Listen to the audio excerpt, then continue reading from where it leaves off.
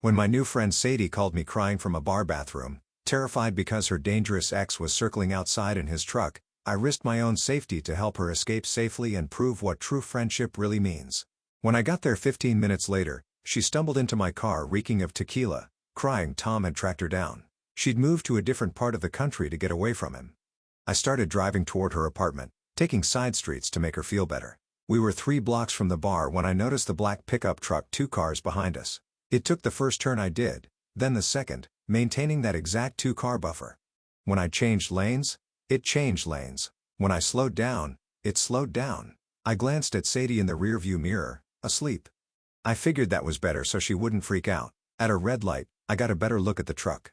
I could make out the shape of someone huge behind the wheel staring straight ahead at my car. The light turned green and my hand shook as I shifted gears, trying to act normal while my heart hammered against my ribs.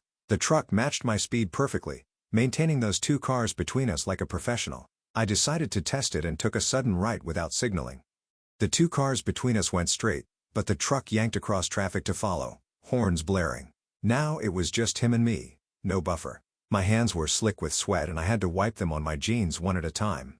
Sadie stirred and mumbled something about feeling sick. In my mirror, I could see him clearly now, both hands gripping his steering wheel, leaning forward like he was trying to push his truck faster through sheer will. I sped up to 45 in a 30 zone, my whole body tense.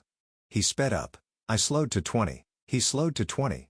When I stopped at a stop sign, he stopped so close his headlights filled my entire rear window, turning everything in my car stark white in shadow. My foot was shaking on the brake pedal. Sadie woke up squinting and asked what was happening, but I just told her to keep her head down, my voice coming out high and scared.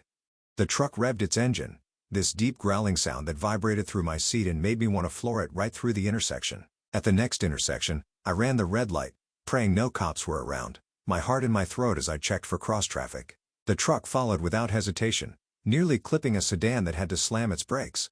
He was done pretending this was coincidence. I took a hard left onto a main road, tires squealing, and pushed it to 60. My knuckles were white on the steering wheel and I kept checking the mirror obsessively.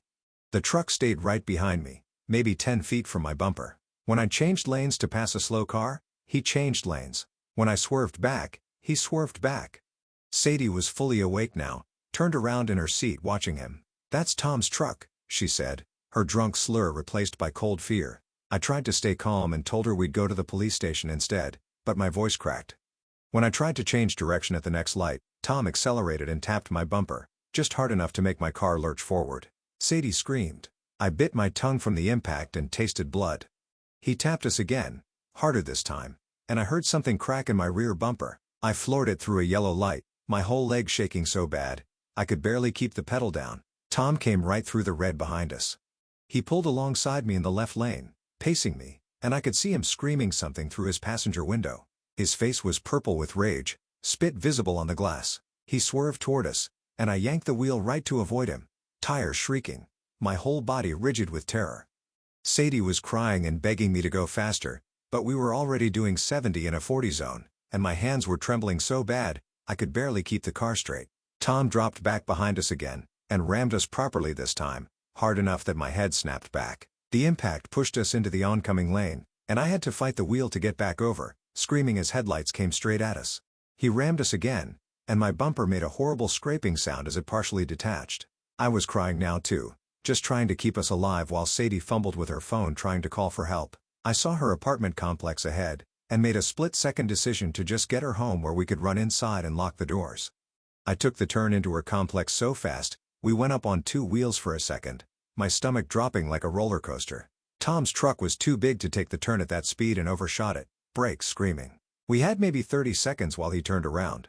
I screeched into Sadie's driveway, and we both fumbled with our seatbelts, hands shaking so bad we couldn't get them undone. We were halfway to her front door when Tom's truck roared into the driveway behind us, high beams blazing, pinning us in the light like deer. He'd blocked my car in completely. Tom stepped out of his truck holding a baseball bat, walking toward us slowly, taking his time because he knew we had nowhere to run. "Sadie," he screamed. "Tell your little boyfriend we're going to have a little chat." He took another step closer, and the bat made this soft tapping sound against his leg that sent ice through my whole body. I grabbed Sadie's arm and pulled her behind me, while my other hand fumbled in her purse for her keys, my fingers shaking so bad I couldn't get a grip on them. Tom was yelling that I had 5 seconds to get out of his way, Or he'd put me in the hospital. 4 seconds. 3. My hand finally closed around the keys, and I shoved them at Sadie, who was already at her door trying to get the right one in the lock. The deadbolt was stuck, and she was crying and twisting the key so hard I thought it might break. Tom was close enough now that I could smell the beer on him, this sour stink that made my stomach turn. "We don't want any trouble," I said way too loud, my voice cracking. "Just let us go inside and we can all calm down." He laughed, this ugly sound that wasn't really a laugh at all. A woman's voice suddenly cut through the night from somewhere above us. "I'm filming all of this." I looked up and saw someone on the second-floor balcony, holding up her phone with a flashlight on. "Already called 911, so you better get out of here." Tom's head snapped up to look at her, and his whole face went darker, like a storm cloud passing over. He swung the bat hard into my car's taillight, and plastic exploded everywhere, little red pieces bouncing off the concrete. The sound made me jump back into Sadie, who was still fighting with that stuck lock, sobbing harder now. My hand found the car keys in my pocket, and I hit the panic button without even thinking about it. The alarm started screaming and the lights started flashing bright white and orange, lighting up the whole parking lot like a disco. More lights turned on in the apartments around us, and I could see faces appearing in windows, people pulling back curtains to see what was happening. Tom's eyes darted around at all the witnesses, and for the first time, he looked nervous, shifting his weight from foot to foot. I kept myself between him and Sadie, trying to make my voice steady. "The cops are coming, man. This isn't worth it. Just leave." He answered by swinging the bat again, this time catching my side mirror which cracked and hung there by its wires, swinging back and forth. Behind me, I heard the lock finally click, and Sadie practically fell backwards through the door.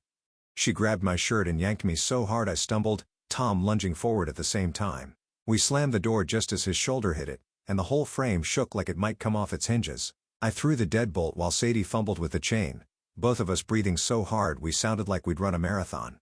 Tom was pounding on the door with a bat, screaming about what he'd do when he found us again, how this wasn't over, how Sadie belonged to him. Each hit made the door jump in its frame, and I pressed my whole body against it like that would somehow help. Then I heard it, sirens in the distance getting louder. The pounding stopped so sudden that the silence felt wrong. Through the peephole, I watched Tom sprint back to his truck, the bat still in his hand. His tires screamed as he backed out so fast he clipped a trash can, sending it rolling across the parking lot. Then he was gone, just red taillights disappearing around the corner. My legs gave out, and I slid down the wall until I was sitting on the floor. Sadie collapsed next to me, and we just sat there shaking, both of us covered in sweat even though it wasn't hot. My hands were trembling so bad I couldn't even make a fist. The sirens got louder and louder until I saw the red and blue lights through the window. About 3 minutes after Tom left, someone knocked on the door, 3 solid knocks that made us both jump.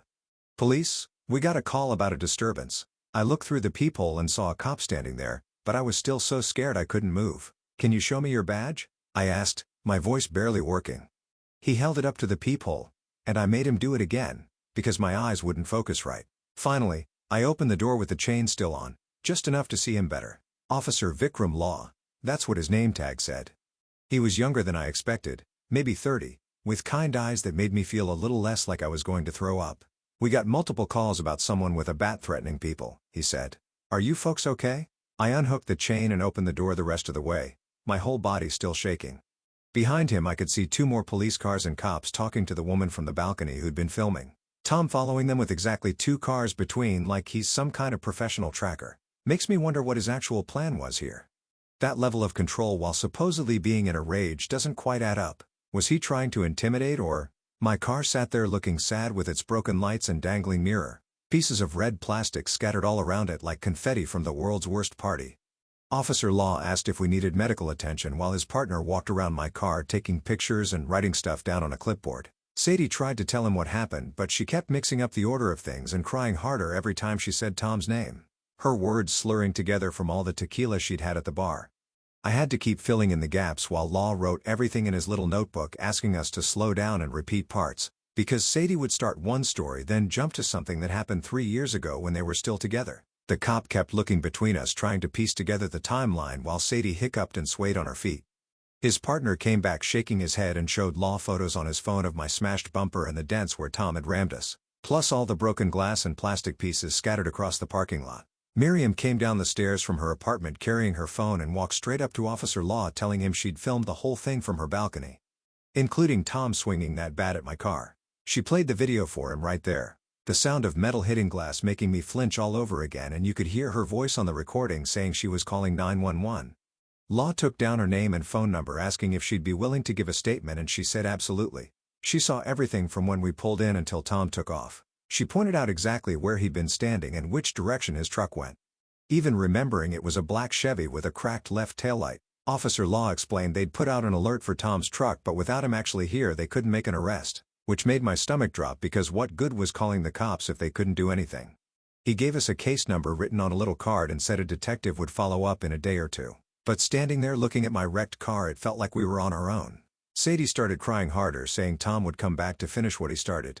And the officer said we should consider staying somewhere else tonight just to be safe. I pulled out my phone to call a tow truck while Law finished taking Miriam's statement, my hand still shaking so bad I could barely type the number. The tow driver said he'd be there in 30 minutes, and when he showed up he took one look at my car and whistled, saying the whole rear end was smashed and the frame might be bent. He hooked it up to his truck while telling me it wasn't safe to drive and I'd need serious bodywork. Probably looking at least at my $500 deductible, which I definitely didn't have sitting in my bank account. Miriam went back upstairs and came down with a bag of frozen peas for my neck, which was killing me from when Tom rammed us and my head snapped back. She also had a first aid kit with gauze for my tongue, which was still bleeding from where I'd bitten it during the impact. And when I spit into a tissue it came out pink. The cops left after giving us more cards with victim services numbers, and telling us to call if Tom showed up again. Their cars pulling away and leaving us standing in the parking lot at 2 in the morning. Sadie turned on me suddenly, saying this was my fault for bringing her here, instead of driving straight to the police station like she'd wanted. I snapped back that she could have mentioned her psycho ex was in town before I picked her up, and we went back and forth getting louder until Miriam stepped between us. We both stopped and looked at each other, realizing we were just scared and taking it out on the wrong person. And Sadie grabbed my hand, squeezing it while we both said sorry at the same time. Miriam said we should document our injuries for the police report, and offered to drive us to the urgent care place that was open all night. We piled into her Honda, me in the back holding the bag of peas against my neck, while Sadie sat up front still sniffling. The urgent care waiting room had that gross hospital smell, and fluorescent lights that made everything look green. The nurse called us back one at a time, taking photos of the bruising already showing up purple on my neck, and writing notes about my swollen tongue. She gave me papers about concussion symptoms to watch for, and said I was lucky it wasn't worse, which didn't make me feel very lucky at all. Sadie got checked too, the nurse documenting some bruises on her arms from when she'd braced herself during the chase, plus checking her blood alcohol level for the report. We finally got back to Sadie's apartment around 4:30 in the morning, Miriam saying to call if we needed anything before heading back upstairs. I crashed on Sadie's couch, still wearing my clothes from earlier, too tired to even take my shoes off. My phone buzzed with a voicemail notification, and when I played it there was just heavy breathing, and the sound of an engine revving over and over, making my whole body go cold, because I knew it was Tom. And somehow he'd gotten my number. I deleted it immediately but couldn't fall back asleep, just lying there staring at the ceiling, and jumping at every sound outside. Officer Law called around 9 the next morning, asking how we were doing, and giving us information about getting a protective order from the courthouse. He gave me another number for someone named Priya Lockhart, who he said was a domestic violence advocate, who could help us navigate all the legal stuff. When I told Sadie about it she shook her head, saying she was too embarrassed, and this whole mess was her fault for dating Tom in the first place. She kept saying she should have known better, and she didn't want some stranger judging her for staying with him as long as she did. Miriam knocked on the door around noon with sandwiches, and when Sadie repeated what she'd said about being embarrassed, Miriam sat down next to her on the couch. She told Sadie that shame is what keeps people trapped in bad situations, and there's no judgment in asking for help when you need it, that the only person who should be embarrassed is Tom, for being such a piece of garbage. The next morning I had to call my supervisor and tell her I'd be late, and when she asked why I just said I had a personal emergency, she wasn't happy, and reminded me I'd already used my sick days this month, but I couldn't exactly explain that I'd spent the night dealing with a stalker situation. When I finally got to work around 10, everyone kept looking at me weird, probably because I looked like hell from not sleeping. I jumped when someone walked behind my desk to get to the printer, and my hands were shaking so bad I could barely type. My coworker asked if I was okay, and I just nodded and tried to focus on my computer screen, but I kept checking my phone every 5 minutes to make sure Sadie was all right. That afternoon we drove to the Domestic Violence Center to meet with Priya, who turned out to be this calm woman in her 40s, who'd clearly done this 1,000 times. She sat us down in a small office with posters about safety planning on the walls, and walked us through everything step by step. She told us to vary our routines. Never take the same route twice. Check under our cars before getting in. Keep our phones charged at all times. And have 3 different people we could call if something happened. She gave us these little cards with emergency numbers, and showed Sadie how to set up her phone, so she could call 911 with just one button. Priya also helped us think through safe places we could go if Tom showed up, like stores with security cameras or the police station. And she made us practice what we'd say to 911 to get the fastest response. The next day we went to the courthouse to file for a temporary protective order, which meant sitting in a waiting room for 2 hours before someone called us back.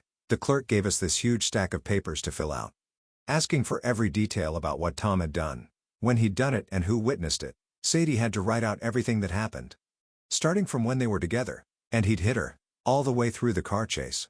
And by the time she finished writing her statement, her hand was cramping, and she was crying again. We had to list Tom's full name, address, workplace, car make and model, and any weapons he might have, which made Sadie remember he had a gun collection at his place.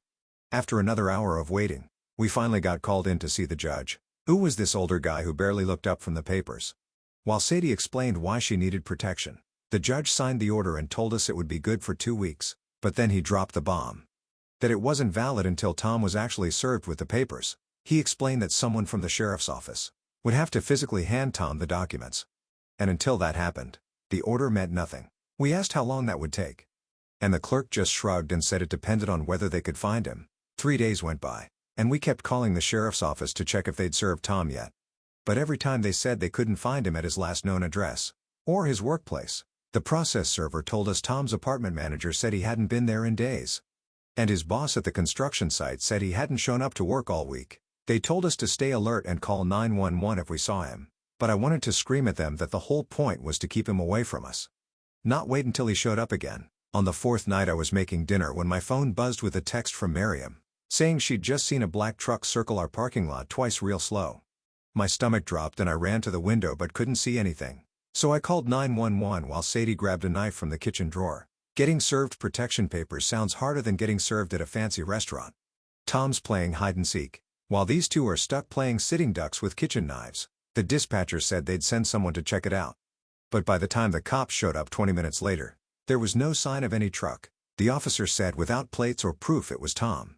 There wasn't much they could do, and I wanted to throw something at him for being so useless. I wasn't sleeping at all by this point. Just lying on Sadie's couch with my eyes open, listening to every car that drove by and every footstep in the hallway. Every time the building creaked or someone slammed a door, I'd jump up and check the windows, my heart pounding so hard it hurt. I maybe got 3 hours of sleep a night if I was lucky. And I was running on so much coffee my hands wouldn't stop shaking. Sadie was worse, waking up screaming from nightmares, and then staying up the rest of the night watching the door with a baseball bat in her lap. The insurance adjuster finally came to look at my car, and when he finished his estimate, I almost threw up. Between the deductible and what they wouldn't cover, I was looking at $1,500 out of pocket, plus rental car costs, since mine would be in the shop for at least a week. My credit card was already maxed from buying groceries for both of us, since Sadie was too scared to leave the apartment to go to work, and now I had no idea how I'd pay for the repairs. Then Sadie found Tom's social media and showed me these posts he'd been making.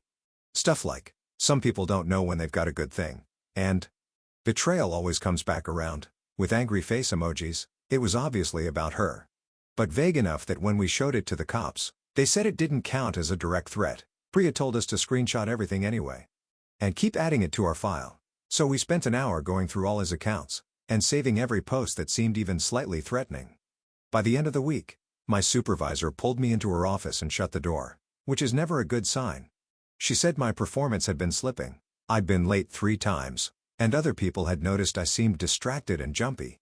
She gave me an official warning and said, if things didn't improve, we'd have to discuss my future at the company. Then she mentioned the employee assistance program had free counseling sessions, sliding the brochure across her desk, with this look that said she knew something was seriously wrong with me. I took the brochure, and left her office with my hands shaking, knowing she was right about everything being wrong with me. That night, I showed Sadie the brochure while we sat on her couch eating takeout Chinese food. She was picking at her lo mein, and said the protective order hearing was next week, and she wasn't sure she could do it. Her hands kept moving, folding and unfolding the paper napkin over and over, while she talked about how testifying might make Tom even madder. I put my hand on hers to stop the napkin folding, and told her whatever she decided was okay with me. She deserved to feel safe, no matter what that looked like for her. The week passed in a blur of work, and watching Sadie pace around the apartment, changing her mind every few hours.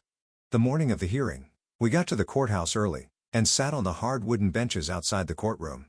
Priya showed up with a thick folder of papers, and sat next to us going over what would happen. We waited for 2 hours, watching other cases go in and out of the courtroom doors. Tom never showed up, and neither did anyone who looked like they might be his lawyer. Finally, a woman in a suit came out asking for Sadie's case number, and told Priya that Tom's lawyer had filed for a continuance. She said they claimed they weren't properly notified, even though Priya had all the paperwork showing they were. The judge came out for 30 seconds to extend the temporary order, but said we had to come back in 2 weeks.